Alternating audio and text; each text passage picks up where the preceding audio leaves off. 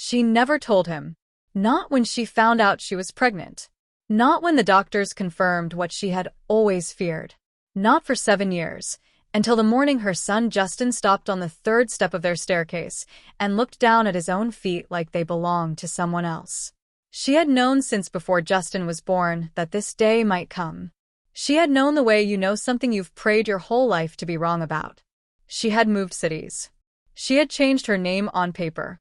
She had built a whole quiet life in a 2-bedroom apartment in Columbus, Ohio, a life with a coffee maker that gurgled every morning at 6:15, a little boy who loved dinosaurs and hated green vegetables, and a secret heavy enough to crack the floor beneath her feet. For 7 years, Geneva Hardy had kept that secret. And on the morning of Justin's 7th birthday, it came due. Before we go any further, we want to hear from you. Let us know in the comments where you're watching from. We'd love to know who's out there with us tonight. And if you're new here, click the subscribe button so you never miss any of our upcoming videos. Now let's go back to the beginning. Because to understand what Geneva did, you have to understand what she found. 7 years earlier, Geneva Hardy was 26 years old and working as a biotech patent analyst at a mid-sized research firm in Seattle, Washington. She was the kind of woman who read molecular biology journals the way other people read novels. Not for show, but because the language of genetics genuinely fascinated her. She was sharp, meticulous, and, by her own admission, not particularly interested in anything that couldn't be measured. She had grown up in Cincinnati, the daughter of a high school science teacher and a registered nurse. Her mother, Thelma Hardy, had always told her, "Baby, the facts don't lie. People do. Learn to tell the difference." Geneva had taken that lesson seriously. She built her entire career around finding the difference. That was the version of herself she brought to work every day. The version that showed up at Russell McCann Bioresearch Group at 7 in the morning and didn't leave until 7 at night. The version that had a reputation for catching discrepancies in patent filings that 3 senior analysts had missed. She was proud of that version. She believed in her. What Geneva didn't know, in those early Seattle years, was that the most important discrepancy she would ever find would not be buried in a patent document. It would be buried in a man. His name was James Freeman. He was 34, white, the only son of the late Frederick Ray Freeman, founder of Freeman Genomics, a Pacific Northwest biotech company that had grown, over 20 years, from a small gene sequencing startup into a company worth nearly $2 billion. James had inherited the company at 29 after his father's death from a stroke, and had spent the 5 years since carefully, methodically, expanding its intellectual property portfolio. He was not flashy. He did not drive a sports car or throw parties at his waterfront home. He drove a gray sedan.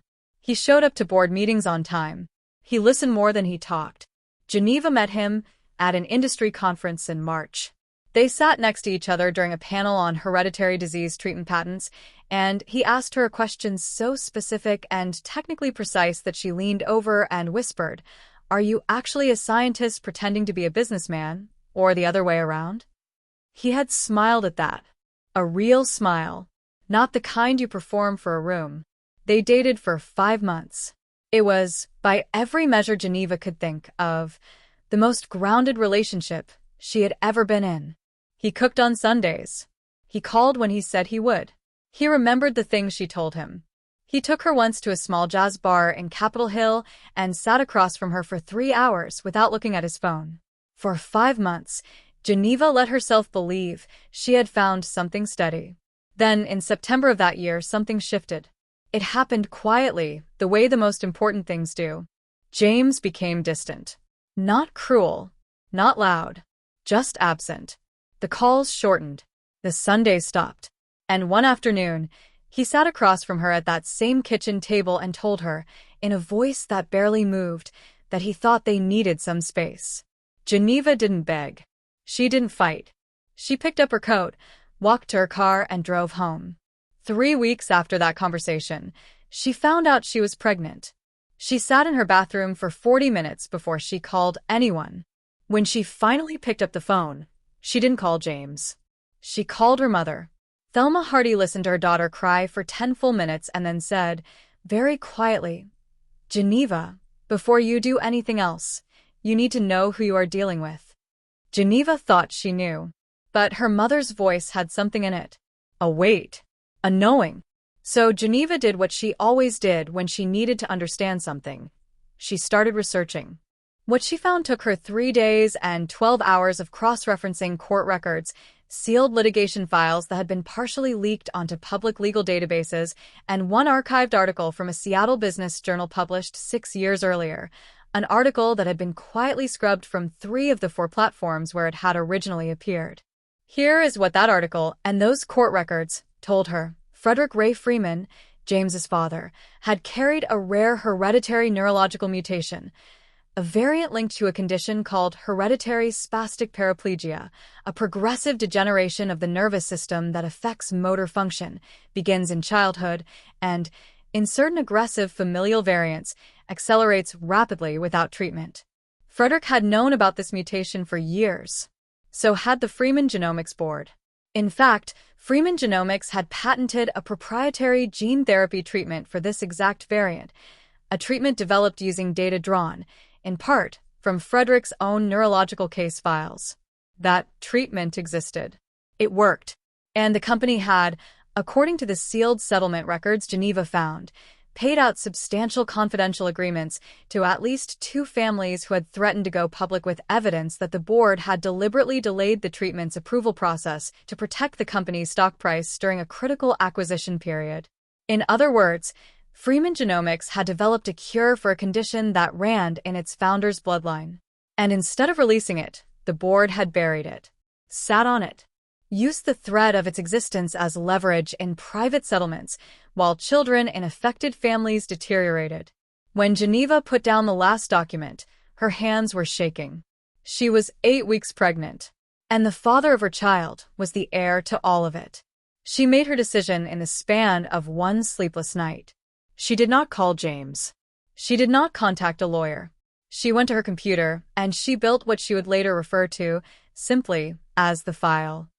She pulled every document she had found. She copied. She organized. She added her own annotations in the careful, precise language she had been trained to use. And then she closed the laptop, packed 2 bags, and drove to Columbus, where her mother was. She never went back to Seattle. Over the next 7 years, Geneva Hardy became someone else by degree. She didn't change her first name. She has said in private conversations with family members that she kept it for Justin, so that his mother's name would always be a real thing, not a costume. But she changed enough. She built a life. She found work doing remote regulatory consulting for small pharmaceutical firms, anonymous, well-paying, careful work. She rented a 2-bedroom apartment on the east side of Columbus and made it a home the way her mother had taught her, with good light, plants on the windowsill, and food on the stove on Sunday afternoons. Justin was born in November. He weighed 7 pounds and 2 ounces and cried with what Geneva later described as tremendous authority. He was, from the first day, the center of everything. She watched him. Every day, she watched him. She knew what she was watching for. And for 6 years, she saw nothing. He walked early. He ran faster than the other kids at his preschool. He climbed things he wasn't supposed to climb. He was loud and curious and stubborn in the particular way that makes a mother equally exhausted and proud. For 6 years, Geneva let herself breathe. Then, in the February of Justin's 7th year, she noticed something small. He was coming down the stairs one morning and he paused, just for a second, on the 3rd step from the bottom. He looked at his feet. She saw it. A slight hesitation. A micro-moment of uncertainty that hadn't been there before. She told herself it was nothing. She told herself she was watching too closely. But she made a note in the journal she had kept since he was born. And 2 weeks later, he paused on that step again. By April, the pediatric neurologist Geneva had taken Marcus to a woman named Dr. Bianca Hardy, no relation, whom Geneva had specifically sought out for her expertise in hereditary neurological conditions, sat across from her in a small office, and confirmed what Geneva had already known in the part of herself that never stopped working. The mutation was active. The progression had begun. Without the specific gene therapy treatment that Freeman Genomics held the patent on, Justin's motor function would deteriorate over the next 12 to 18 months. With it, administered early in the window they were currently in, the progression could be halted. Not reversed. Halted. He could live a full life. But the window was closing. Geneva drove home, sat in her parked car in front of her apartment building, and did not move for 32 minutes. Then she went upstairs, put Justin to bed, sat at the kitchen table, and opened the file she had not looked at in 7 years.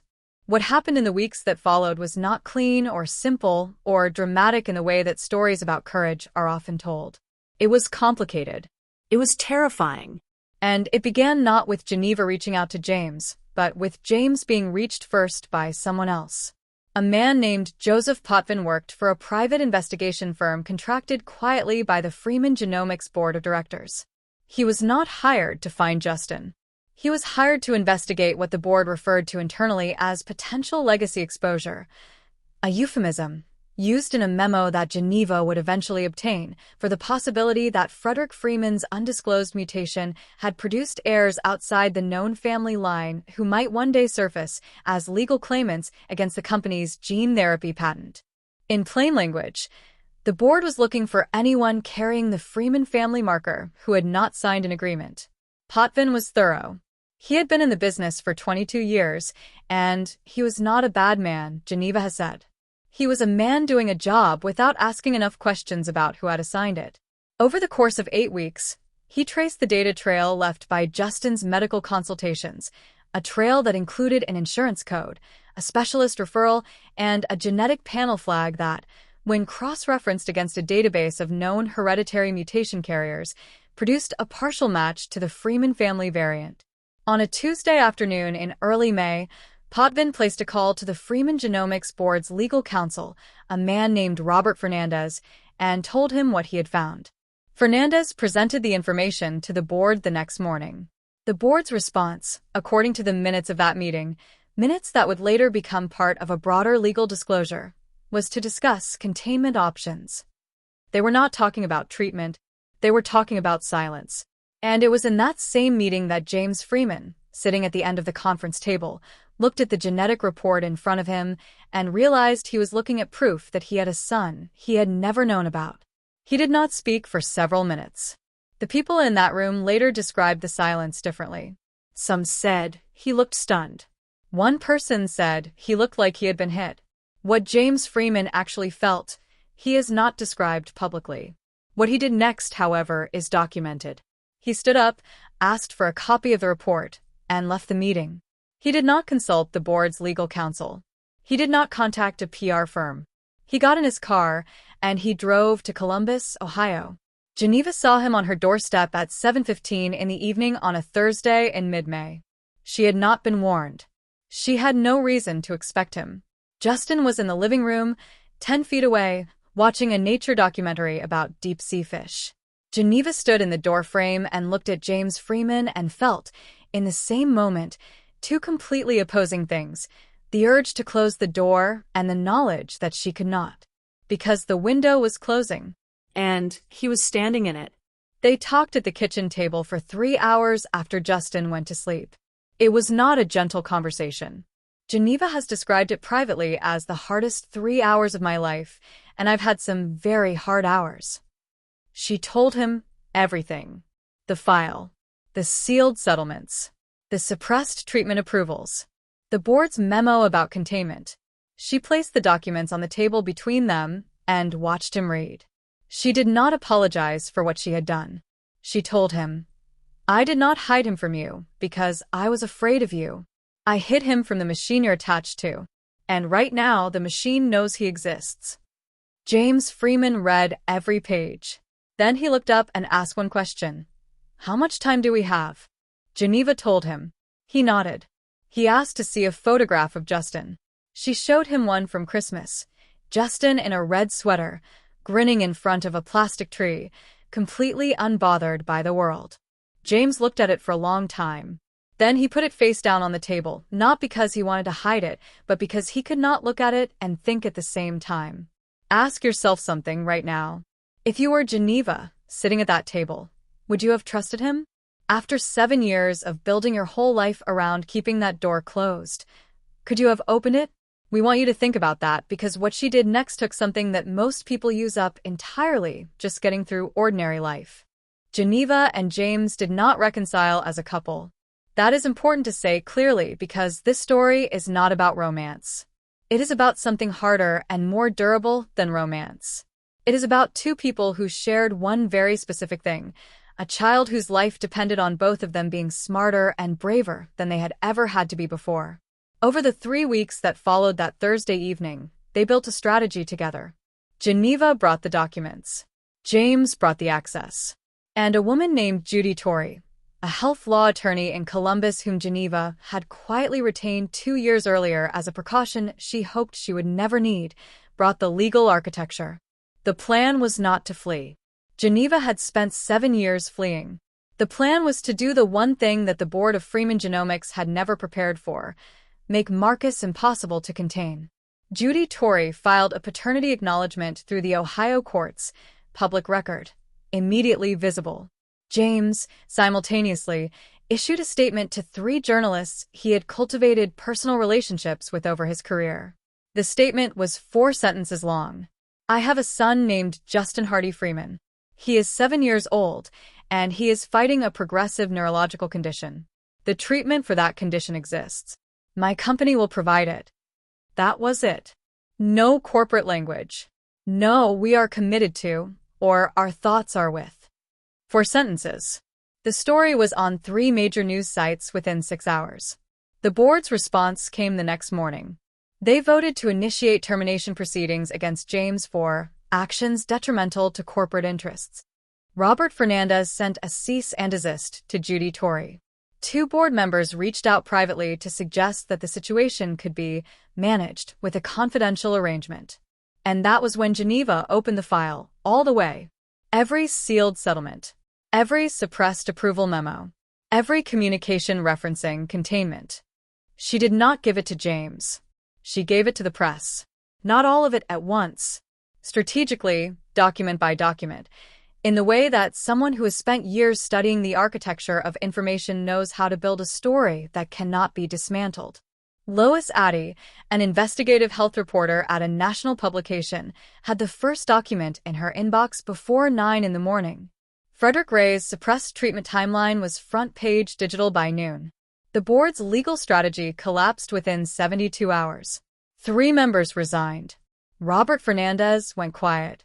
Joseph Potvin, the investigator who had found Justin, gave an interview, not because he was forced to, but because, as he later said, he had spent 2 weeks not sleeping well and had decided he was not willing to be on the wrong side of a sick child's story. He named the board member who had originally contracted him. That board member, a man named Frederick Ray, Jr., a cousin of the late founder who had served on the board for 11 years, resigned before the week was out. The treatment began in the 3rd week of June. Justin Hardy Freeman received his first infusion at Nationwide Children's Hospital in Columbus. He was nervous and asked Geneva if it would hurt. She told him it would feel like a cold feeling moving through his arm, and then it would be done. She held his hand the entire time. James Freeman sat in the chair on the other side of the bed and made faces at Justin until the boy laughed hard enough that a nurse had to ask them to please keep it down. That was the first time Geneva laughed in what felt like several years. 6 weeks later, Marcus walked down the hallway of that same hospital for follow-up evaluation and did not hesitate on a single step. What happened to Freeman Genomics in the months that followed was significant but not simple. The company did not fold. James, stripped of his board majority by the governance crisis, restructured it from the inside with a group of investors who had been waiting for exactly this kind of opening. The Freeman Genomics patent on the hereditary spastic paraplegia gene therapy was placed under a newly established patient access framework, meaning families carrying the marker could apply for treatment at cost rather than at the company's previous pricing structure, which had made the therapy functionally inaccessible to anyone without substantial private insurance or personal wealth. A woman named Geneva Hardy, using her real name for the first time on any public document in 7 years, was named to the advisory board of the newly established Freeman Foundation for Hereditary Disease Access. She has described that moment, signing her own name on that document, as something she didn't expect to feel as much as she did. I had been careful for so long, she has said, that I had forgotten what it felt like to be legible, to just exist somewhere that anyone could see. There is a detail from that Thursday night at the kitchen table that stayed with the people who were told about it. At some point during those 3 hours, Geneva placed the photograph of Justin back in front of James, face up. She didn't say anything. She just put it there, in the space between them, where it stayed for the rest of the conversation. He didn't look away from it again. That is the thing about 7 years of silence. It doesn't disappear. You don't get those years back. Justin will grow up knowing that his father learned he existed from a board meeting and that his mother spent 7 years making sure a corporation could not reach him. Those are facts. They are part of who he is. But they are not the whole of who he is. Because he also grew up knowing that his mother moved through the world with a precision and a protectiveness that never wavered. And that when the moment came, when the choice was between hiding and acting, she acted. She acted knowing what it would cost. She acted knowing she might lose. She acted because the window was closing and her son was standing on the third step. And sometimes, that is the entire story. Not the secret. Not the scandal. Not the boardroom or the press conference or the legal filings. Just a mother and a staircase and a moment she refused to let pass. Now we want to ask you something. Because this story isn't really about billionaires or biotech or corporate boards. At its heart, it is about a question that most of us will face in some form, in some version, in our own lives. When do you stop protecting someone by hiding and start protecting them by showing up? When does staying quiet become the most dangerous thing you can do? Geneva Hardy lived with that question for 7 years. How long would you have waited?